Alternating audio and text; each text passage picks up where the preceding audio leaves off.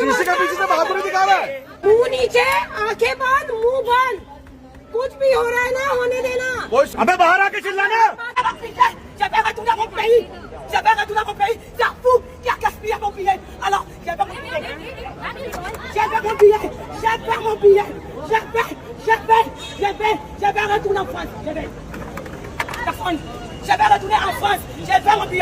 നമ്മളിപ്പോൾ കണ്ടത് ഇന്നലെ എയർപോർട്ടുകളിൽ നടന്നിട്ടുള്ള ചില പ്രത്യേക പ്രതിഭാസങ്ങളാണ് കേട്ടോ. ഇനി നമ്മൾ വേറൊരു സാധനം കൂടെ കാണിച്ചു തരാം, എന്നിട്ട് വീഡിയോയിലോട്ട് പോവാം.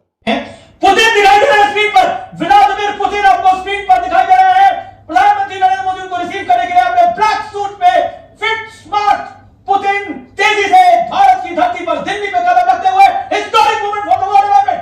बहुत बड़ा दिन भारत के लिए, भारतवासियों के लिए। ഇപ്പം നമ്മൾ കണ്ടത് ഇന്നലെ പുടിൻ ഇന്ത്യയിലോട്ട് വന്നതാണെങ്കിലും ഈ നമ്മുടെ നാട്ടിലെ ഗോദി മീഡിയകളിൽ മോദിക്കുള്ള സ്തുതിപാഠകർ മാത്രമായിരുന്നു എല്ലാം ഉണ്ടായിരുന്നത്. ആദ്യമായിട്ട് പുടിൻ ഇന്ത്യയിലോട്ട് വരുന്നത്, അല്ലെങ്കിൽ ഇന്ത്യയിലോട്ട് ആദ്യമായിട്ടൊരു വിദേശ രാജ്യത്തിന്റെ പ്രതിനിധി അല്ലെങ്കിൽ പ്രധാനമന്ത്രി അല്ലെ പ്രസിഡന്റോ ആരെങ്കിലും വരുന്ന ഫീലായിരുന്നു ഇന്നലെ സകല ഗോദി ചാണക മീഡിയകൾക്കും കാണിക്കാണ്ടായിരുന്നത്. അതിന്റെ ചില ഭാഗങ്ങളാണ് നമ്മൾ കണ്ടത്. ഇനി ഈ രണ്ട് പ്രതിഭാസങ്ങളായിരുന്നു ഇന്നലെ നമ്മുടെ പത്രമാധ്യമങ്ങൾ ഏറ്റവും കൂടുതലായിട്ട് കണ്ടിട്ടുള്ളത്. പ്രത്യേകിച്ച് നോർത്ത് ഇന്ത്യൻ ഗോദി മീഡിയകളായിരുന്നു ഇത് മൊത്തം കണ്ടിരുന്നത്. ആദ്യത്തെ കാര്യം എന്ന് പറഞ്ഞാൽ ഇൻഡിഗോയുടെ ഏകദേശം ഒരു 4-5 ദിവസത്തിൻ്റെ ഇടയ്ക്ക് 1000-നോട് അടുത്ത് വിമാന സർവീസുകൾ റദ്ദാക്കിയതിന്റെ വാർത്തകളായിരുന്നു. അതിനെപ്പറ്റി നമുക്ക് സംസാരിക്കാം. അതിനു മുമ്പ് നമ്മുടെ ഗോദി മീഡിയകളുടെ പ്രശസ്തമായ ചില ഭാഗങ്ങളായിരുന്നു. प्रधानमंत्री नरेंद्र मोदी से अब हाथ मिलाते हुए आपको दिख रहे हैं, गले मिलते हुए दिख रहे हैं। बहुत स्ट्रॉन्ग विजुअल्स, बहुत बड़ी तस्वीर आपको दिख रही है स्क्रीन पर। वर्ल्ड के दुनिया के लिए बहुत बड़ा दिन है आज, बहुत बड़ा दिन है। जिस तरह के सैंक्शन इंडिया पर लगाने की कोशिश करी अमेरिका ने, जिस तरह का दबाव बनाने की कोशिश करी, भारत उसके आगे झुका नहीं। मैं फिर कह रहा हूं, ये नया भारत है, ये नए युग का भारत है। इस भारत को पता है कि उसको अपने ഇത് ഈ വിഷ്വൽ ഇല്ലാണ്ട് കേൾക്കുന്ന സമയത്ത് ആ ഒരു ആവേശം അല്ലെങ്കിൽ ആ പറച്ചിലിന്റെ ഒരു ശ്രുതി എന്താ പറയുക ഒരു തനിമണ്ടല്ലോ, അത് കേൾക്കുമ്പോൾ നമുക്ക് തോന്നുന്നത് ഇന്ത്യ ഒരു ഫൈനൽ ഓവറിൽ വരുന്നു. ഒരു വേൾഡ് കപ്പ് ക്രിക്കറ്റിൽ അവസാന പന്തിൽ 6 അടിച്ച് ഇന്ത്യ ജയിക്കുന്നതിന്റെ ഒരു കമന്ററി എങ്ങനെ, അതിനേക്കാൾ ഭയാനകമായിട്ടുള്ള ഒരു കമന്ററി ആയിരുന്നു ഇന്നലത്തെ ഒരു ഗോദി മീഡിയയിൽ വന്ന കമന്ററി ആയിരുന്നു. ആദ്യമായിട്ട് ഒരു രാജ്യത്തിന്റെ പ്രസിഡന്റ് പ്രധാനമന്ത്രി ഇന്ത്യയിലോട്ട് വരുന്ന എഫക്റ്റ് ആയിരുന്നു ഇതിന് മൊത്തത്തിൽ. നമ്മുടെ ഷൈജു പി ദാമോദരനില്ലായിരുന്നു നമ്മുടെ ഇതിന് ISLന് ഇത് എന്താ പറയുക കമന്ററി പറയുന്നത്, അയാൾ പറഞ്ഞേക്കാളും അയാളൊക്കെ വരെ കടത്തി വെട്ടുന്ന രീതിയിലുള്ള കമന്ററി കേട്ടപ്പം ഇത്രയേ ഉള്ളൂ നമ്മുടെ നാട്ടിലെ ചാണക മാധ്യമങ്ങൾ എന്നുള്ള തോന്നുന്ന ഒരു അവസ്ഥയായിപ്പോയി. ഇനി പലരും അതിൽ പറഞ്ഞ ചില കാര്യങ്ങൾ പ്രോട്ടോകോൾ വരെ ലംഘിച്ച് മോദിയുടെ ഫ്രണ്ടിന് നമസ്തേ പറയാൻ മോദിജിയുടെ ഫ്രണ്ടിനെ വരവേൽക്കാൻ പോയതായിരുന്നു എന്നാ പറഞ്ഞത്. പണ്ടും ഇതുപോലെ ഒരു വരവേൽപ്പ് നടത്തിയിരുന്നു, ഇപ്പം മുഞ്ചിത്തെറ്റി മോദിയുടെ അണ്ണാക്കിൽ തന്നെ അടിച്ചു കിട്ടിയിട്ടുണ്ട് എന്ന് നമ്മളെല്ലാവരും കണ്ടു. നമ്മുടെ മേരെ ട്രംപിന്റെ ബ്രണ്ടിന്റെ അവസ്ഥയാണ് നമ്മൾ പറഞ്ഞത്. അതുപോലെ തന്നെ നമസ്തേ ട്രംപ്, വന്ദേ മാതരം, ഭാരത് മാതാ കി ജയ് കേട്ടിരുന്നോ അതൊക്കെ? भारत माता की, भारत माता की, भारत माता की। नमस्ते ट्रम्प, नमस्ते ट्रम्प, नमस्ते ट्रम्प, नमस्ते ट्रम्प, नमस्ते ट्रम्प, नमस्ते ट्रम्प, नमस्ते ट्रम्प। ഇതൊക്കെയായിരുന്നു അന്നത്തെ നമ്മുടെ മോദിയുടെ പ്രകടനങ്ങൾ. നല്ലൊരു നാടക നടൻ തന്നെ എന്ന് പറയാം. ആ നാടക നടന്റെ ചൂട്ടുപിടിച്ച് നടക്കുന്ന ഗോദി മീഡിയയുടെ ഇന്നലത്തെ പ്രകടനമാണ് നമ്മൾ കണ്ടത്. ഇത് മാത്രമല്ല, ആദ്യമായിട്ട് അല്ലെങ്കിൽ ഇന്ത്യയുടെ ഒരു പ്രധാനമന്ത്രി പ്രോട്ടോകോളുകൾ ലംഘിച്ച് ഫ്രണ്ടിനെ കെട്ടിപ്പിടിക്കാൻ വേണ്ടി ഓടിച്ചെന്നു എന്നാണ് മാധ്യമങ്ങളിൽ വന്നത്. ഇതാദ്യമായിട്ടല്ല നമ്മുടെ പ്രധാനമന്ത്രി പ്രോട്ടോകോൾ ലംഘിക്കുന്നത്. അത് ദുബായിൽ നിന്ന് വന്ന അല്ലെങ്കിൽ നമ്മുടെ അബുദാബി കിരീടാവകാശി വന്ന സമയത്ത് അല്ലെ പ്രസിഡന്റ് വന്ന സമയത്തും ഇതുപോലെ ഒരുപാട് ബംഗ്ലാദേശ് എന്താ പറയുക ഷെയ്ഖ് ഹസീന വന്ന സമയത്തും അങ്ങനെ ഒരുപാട് നേതാക്കൾ അല്ലെങ്കിൽ ഒരുപാട് ഖത്തർ അമീർ വന്ന സമയത്തും ഒക്കെ മോദിജി പ്രോട്ടോകോൾ ലംഘിച്ച് പോയിരുന്നു, കെട്ടിപ്പിടിച്ചിരുന്നു, ഉമ്മ കൊടുത്തിരുന്നു. അന്നൊന്നും ഇല്ലാത്ത ഒരു പ്രത്യേക ആവേശമാണ് നമ്മുടെ ഗോദി മീഡിയക്ക്. കാരണം നമ്മൾ ഇതുപോലെ വിളിച്ചു വരുത്തിയ ഒരു ഫ്രണ്ട് മുഖത്തടിച്ചിട്ട് അടി കിട്ടി മോദിജി ഇരിക്കുന്ന അവസ്ഥയിലാണ് ഇപ്പോൾ നമുക്ക് എല്ലാവർക്കും വരാം. നമ്മുടെ എല്ലാവർക്കും നമ്മുടെ ലോകത്തിൽ നിന്ന് മൊത്തം ആൾക്കാർ കളിയാക്കി ചിരിച്ചുകൊണ്ടിരിക്കുന്ന ഒരു കോമാളി മാത്രമാണ് നമ്മുടെ നേതാവ് എന്നുള്ള എല്ലാവർക്കും അറിയാനിട്ടൊന്നുമില്ല. പക്ഷേ അത് കവറപ്പ് ചെയ്യാൻ ഇങ്ങനെ ചില കാര്യങ്ങൾ ചെയ്തേ പറ്റൂ. അതിന്റെ കൂട്ടത്തിൽ തന്നെ നമ്മളൊരു സൈഡിൽ കൂടെ മോദിക്ക് അല്ലെങ്കിൽ നമ്മുടെ ട്രംപിന് ഏത് രീതിയിലാണോ നമ്മൾ അർച്ചന നടത്തി, ദീപാർച്ചന നടത്തി, ശത്രു സംഹാര പൂജ നടത്തി, ഒരു ക്ഷേത്രം പണിത് ഒരു എന്താ പറയുക, ഒരു കോമാളി കളി കളിച്ചതോ അതിനേക്കാൾ വലിയ കോമാളി കളി നമ്മൾ ഈ പറഞ്ഞ പുട്ടിന്റെ കാര്യത്തിലും നമ്മുടെ വാരാണസിയിലെ ഒരു കൂട്ടം സംഘ പരിവാണങ്ങൾ നടത്തിയിട്ടുണ്ട് എന്നുള്ളതും നമ്മൾ കഴിഞ്ഞ ദിവസങ്ങളിൽ കണ്ടു.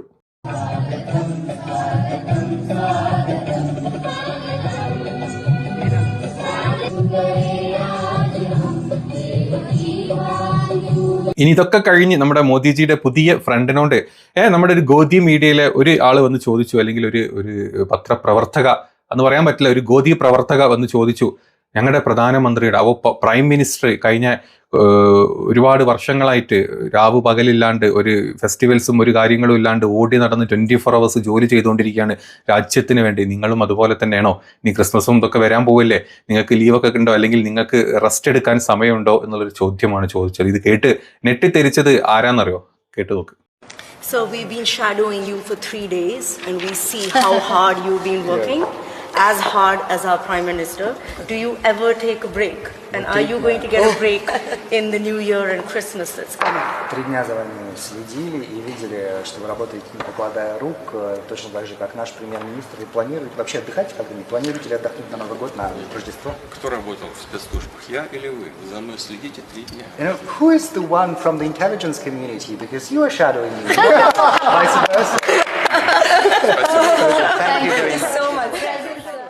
ഇതായിരുന്നു ചോദ്യത്തിന് നമ്മുടെ പുട്ടിന്റെ മറുപടി. പുട്ടിൻ അറിയില്ല വിശ്വഗുരു എന്ന് നമ്മുടെ നാട്ടിലെ സംഘികൾക്ക് മാത്രമാണ് വിശ്വഗുരുവിനെ പറ്റി അറിയുന്നത് എന്നുള്ളത് പാവം പുട്ടിൻ അറിയാത്തതുകൊണ്ട് പുട്ടിൻ തിരിച്ചു ചോദിച്ചു, നിങ്ങളും ഒരു എന്താ പറയുക വിദേശ സ്പൈ ഏജൻസി വല്ലാണ്, ഇങ്ങനത്തെ ചോദ്യങ്ങളൊക്കെയാണോ ചോദിക്കേണ്ടത്, ഇതൊക്കെയാണോ ചോദ്യം എന്ന് തിരിച്ചു ചോദിച്ചതോടുകൂടി പിന്നെ ചിരിച്ചു തള്ളാനല്ലാണ്ട് നമ്മുടെ ഗോദി മീഡിയക്ക് പറ്റിയില്ല എന്നുള്ളതാണ് അതിൻ്റെ ഏറ്റവും വലിയ മറ്റൊരു കോമഡി. വിചാരിച്ചു കാണും, അതെ നിങ്ങളുടെ പ്രധാനമന്ത്രി രാവ് പകല് കഷ്ടപ്പെട്ട് ചായപ്പണിക്കാരൻ അല്ലെങ്കിൽ ചായ അടിക്കുന്നതിനേക്കാളും വലിയ അടി നിങ്ങൾ അടിച്ചുകൊണ്ടിരിക്കുകയാണ്, കഷ്ടപ്പെടുന്നത് കണ്ടിട്ട് സങ്കടം കൊണ്ട് എനിക്ക് ഇരിക്കാൻ വയ്യ, ഞങ്ങളൊന്നും അങ്ങനെയല്ല, നിങ്ങൾക്ക് മാത്രം കിട്ടിയ വിശ്വഗുരുവാണ് ഗുരു എന്ന് പറയുന്നത് വിചാരിച്ചത് എല്ലാം മാറി മറഞ്ഞു, ഒന്നും പറയാണ്ട് അല്ലെങ്കിൽ അതിനുള്ളൊരു മറുപടി പോലും അർഹിക്കുന്നില്ല എന്നുള്ള രീതിയിൽ നമ്മുടെ പുട്ടിന്റെ ഉത്തരം വന്നതോടുകൂടി പിന്നെ എന്ത് ചെയ്യാൻ, നമ്മളെ ചിരിച്ചങ്ങത് തള്ളി, വേറെ ഒന്നും ചെയ്യാനില്ലാണ്ടായിപ്പോയി. പിന്നെ നമ്മുടെ ഇന്ത്യ ടുഡേ അല്ലെങ്കിൽ ആജ് തക്കിന് കൊടുത്ത ഒരു ഇന്റർവ്യൂ, ഒരു എക്സ്ക്ലൂസീവ് ഇന്റർവ്യൂ എന്ന് പറയുമ്പോൾ നമ്മൾ വിചാരിച്ചു വലിയ കാര്യങ്ങളൊക്കെ ചോദിച്ചു, ഒരു one of the best interview ആയിരിക്കും എന്ന് വിചാരിച്ചു. പക്ഷേ ഇന്റർവ്യൂവിൽ ചോദിച്ച ചോദ്യങ്ങൾ കേട്ട് കഴിഞ്ഞാൽ ചാണകവളയന്മാരെ അല്ലെങ്കിൽ വളികളെ നിങ്ങളെ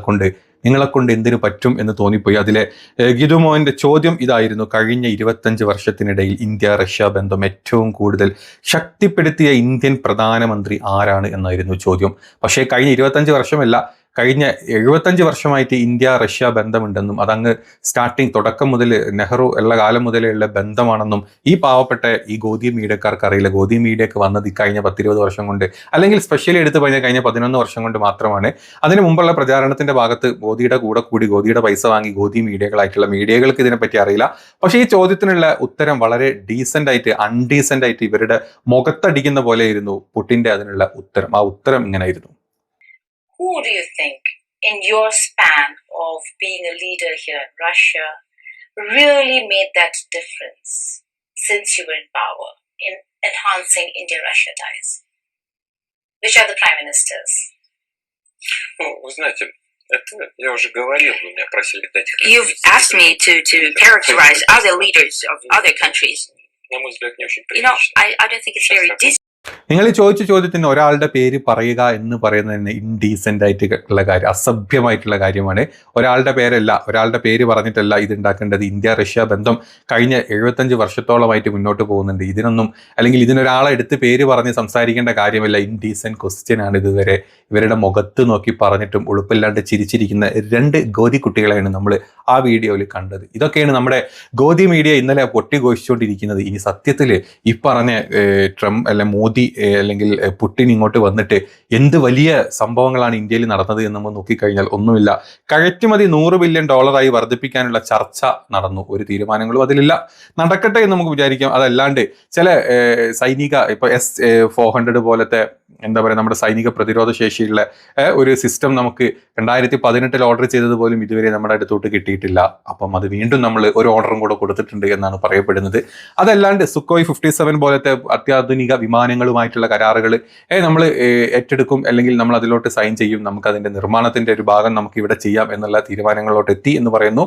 അതിലും മറ്റ് ഈ ബ്രഹ്മോസ് പോലത്തെ നമുക്കറിയാം, ബ്രഹ്മോസ് എന്ന് പറഞ്ഞു കഴിഞ്ഞാൽ റഷ്യ ഇതുവരെ ബ്രഹ്മോസ് റഷ്യയുടെയും ഇന്ത്യയുടെയും ഉൽപ്പന്നമാണെങ്കിൽ പോലും ഇതുവരെ റഷ്യ ഈ ബ്രഹ്മോസ് ഉക്രൈൻ യുദ്ധത്തിന് ഉപയോഗിച്ചിട്ടില്ല. കാരണം അതിന്റെ കോസ്റ്റ് തന്നെയാണ്, ഏകദേശം 10 കോടിയുടെ അടുത്ത് വരുന്ന ബ്രഹ്മോസ് ഒരു മിസൈൽ, ആ കോസ്റ്റ് ഉള്ളത് കൊണ്ടൊക്കെ തന്നെയാണ് അത് യൂസ് ചെയ്യാത്തതും. അപ്പോൾ ഇത്തരത്തിലുള്ള കാര്യപ്പെട്ട ഒരു ചർച്ചകളിലോട്ടും ഈ ഒരു കൂടിക്കാഴ്ച നടന്നിട്ടില്ല. പക്ഷേ നമ്മുടെ നാട്ടിൽ, പ്രത്യേകിച്ച് നോർത്ത് ഇന്ത്യയിലും പിന്നെ നമ്മുടെ നാട്ടിലെ ചില പട്ടിക്കാട്ടൻ എന്താ പറയുക സംഘപരിവാണങ്ങളുടെ ചാനലുകളിലും എന്തോ നടന്നു എന്ന് പറയാനുള്ള ഒന്നും നടന്നിട്ടില്ല എന്നുള്ളതാണ് ഇതിന്റെ സത്യം. നിങ്ങൾക്കും എല്ലാവർക്കും കണ്ട് അല്ലെങ്കിൽ വിവരമുള്ള ആൾക്കാർ ഇതിന്റെ വാർത്തകൾ കേൾക്കുമ്പോൾ മനസ്സിലാവും ഗോദി മീഡിയയുടെ ഇങ്ങനെ പൊളിച്ചു വെച്ച സാധനങ്ങളല്ല എന്നുള്ളത്. പിന്നെ നമ്മുടെ മോദിയുടെ കൂടെ പുടിൻ ഫോർച്യൂണർ കാറിൽ നടന്നത് വലിയ സംഭവമാക്കിയെടുത്തു.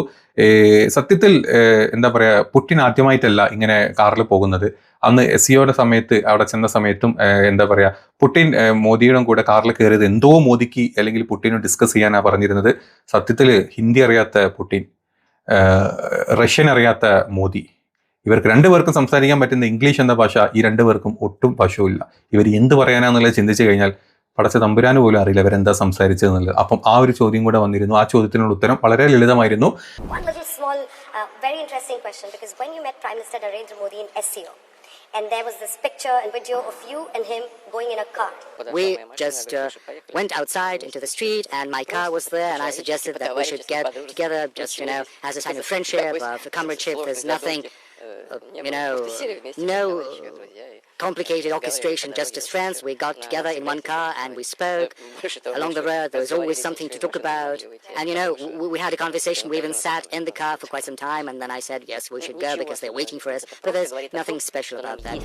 ഹോട്ടലിൽ നിന്ന് ഞങ്ങൾ ഈ പറഞ്ഞ SCOയുടെ എന്താ പറയുക സമ്മിറ്റിന് പോകുന്ന സമയത്ത് മോദി അവിടെ ഉണ്ടായിരുന്നു.